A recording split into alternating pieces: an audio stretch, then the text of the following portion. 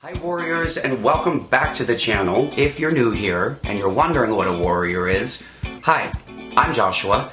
I feature New York City real estate, DIY design, and thrifted decor on this channel. So if you happen to like that, I hope you'll stick around.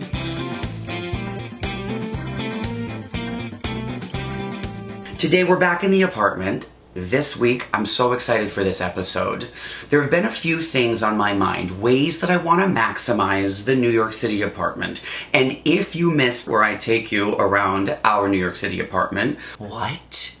Go check that out. What are you waiting for? Make sure you see the apartment before I transform the apartment here with you. Between you and me, more ways for decor to be displayed. However, we do need more storage. So project number one, 2 floating shelves on this wall right here above the television. Now, I've been going back and forth between do I do shelves that run the entire length of the wall or do I taper them? I just feel like 2 shelves that run that entire length are going to be way too hulking. And then next to these 2 hulking beautiful David Pauquets, and sitting right below them is this hulking 65-inch television. I just feel like that's too much hulking. So the goal, 2 shelves, tapered. The top one 48 inches, the bottom one 64 inches. I've gone ahead and noted where my support studs are. So these 2 measurements would give me support from stud to stud to stud.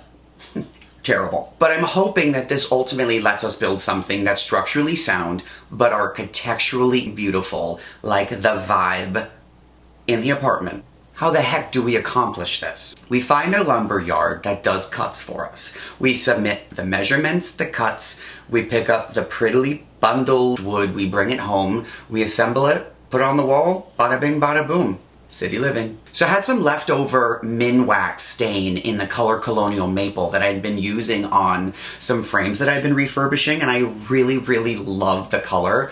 It's like pretty much the color of my dog.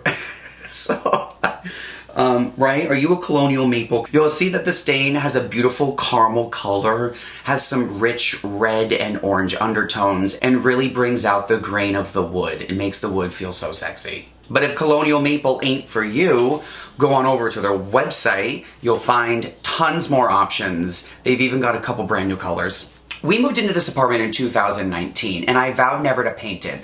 I think because we didn't think we were going to be here too long that I was like, no, I don't want to paint it because all I'll think about is having to paint it back. But in the spirit of maximizing the usage of our New York City apartment for the next year, what say you that we paint?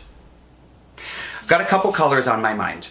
I checked out the Behr website. They've got a really neat design tool that allows you to test the colors in spaces. Go to Behr, select the color green, come on over here, find the room you want to put it in, activate the color, and test it out. At first I was thinking I wanted something a little bit more dark, right? A little bit more dark, slightly more moody. Because behind our TV, we've got these really gorgeous Philips Hue lights, and so I felt like shooting up the dark wall would be really stunning, really moody. However, I just feel like in a living room space that's 75% missing natural light, this is too dark. Lighter tones. I really feel these are leaning like too slimy, too Nickelodeon. And even though I'm a kid of the 80s, I don't want a Nickelodeon wall. That brings me to these kind of mid-tones, and I'm obsessed with these mid-tones, and I'm thinking fern canopy. So, comment below what you think. Paint it fern canopy, or leave it cream. Fern canopy, cream. Comment below. What do you think? For project number 2, we find ourselves in the bedroom. Sid and I have always felt like the bedroom needs more, and not just because we're missing curtains. What I've wanted to do was explore the wall behind our headboard. It's just wide enough and just small enough that it could be the perfect statement wall. Couple options. We could paint, we could peel and stick wallpaper. Do I want to paint again? In my brain, the perfect solution is board and batten. Just a few pieces that'll run the width of it, giving this space a really nice texture. Keeping it the same cream, we just have statement through texture. So you're wondering, how are you going to board and bat and renter friendly? Also, if you're a homeowner who doesn't want to fully commit to a full transformation, I got away. Our windows have never had window treatments. We've never had curtains, so it does make it slightly awkward when you make eye contact with your neighbors. Bathroom, project number 3, slightly easier because instead of something more cosmetic, this is just going to be accessorizing.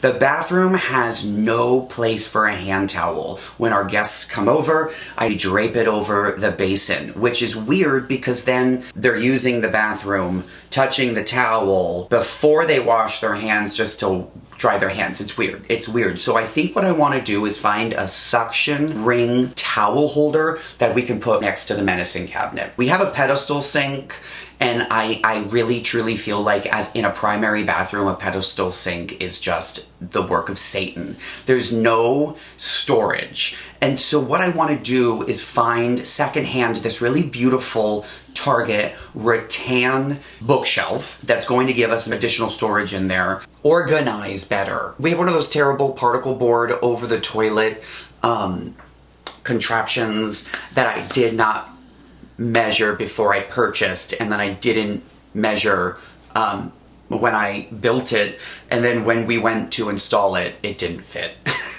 It didn't fit at all. You couldn't return it because it was fully assembled, and it bothers me. I yell at it every day. The shelves aren't wide enough. Everything falls off of it. It's a nightmare on Elm Street. Except for I don't live on Elm Street. A couple projects that have been on my mind. Not too bad, hopefully. And if you're wondering, can I build? I too am wondering, can I build? So stick around. You don't want to miss this.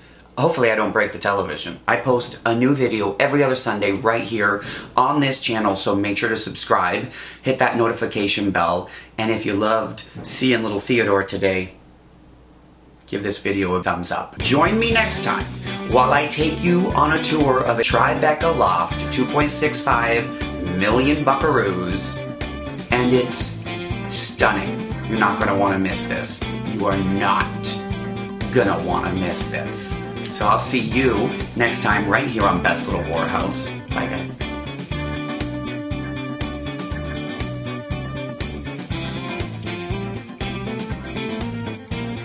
Oh, do you want a treat? Let's go get one. Go.